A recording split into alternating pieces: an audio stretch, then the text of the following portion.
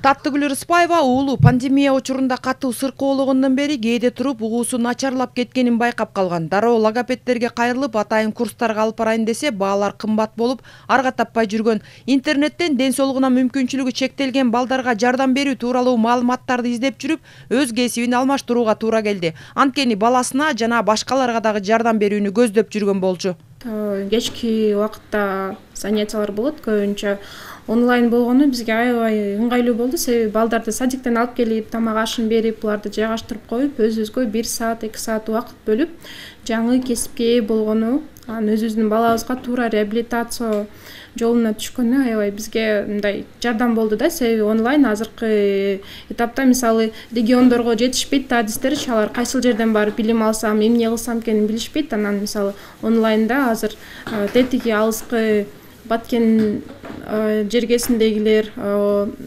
башка аймактагылар телефондон аркылуу эле жаңы кесипке ээ болуп, өзүнүн баласына биринчиден өзүнүн баласына жардам бергенге мүмкүнчүлүгү болуп калды.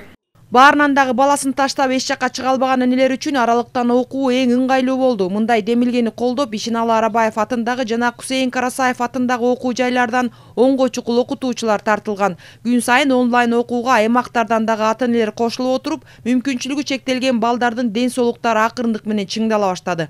Бизге кайрылган ата-энелер абдан көп. Ар кайсы суроолору менен балам менен кантип сабак өтсөм болот, эмне кылып өтсөм болот, эмнеден баштаймын деп кайрылган ата-энелер абдан көп болгондуктан биз Telegram канал аркылуу өтөлү деп чечтик.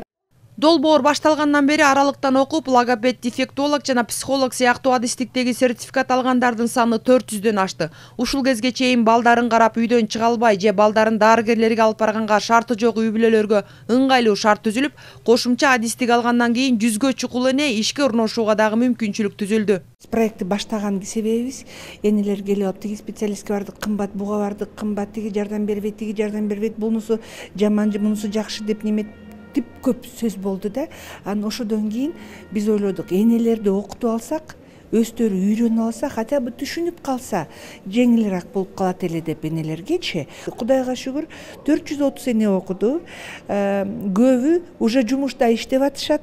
Устроились логопед болуп, өздөрүнүн балдарына жардам бергени аз келгенсип, ошо башка энелерге жардам берип атышат. Бири-бирин окууга чакырышып, азыр биз региондордо жүрөбүз. Келечекте бул долбоордун алкагында эне баланын саламаттыгына кам көрүү жана майыптыгы бар балдарды коомго аралаштыруу максатындагы аймактарга атайын билим берүү түйүндөрүн ачуу пландалууда. Анткени аймактарда дефектолог, логопед адистигине мукташтык өтө жогору. Айжан Омолдошова, Раскелди Көкүлбеков, Ала Тоо 24.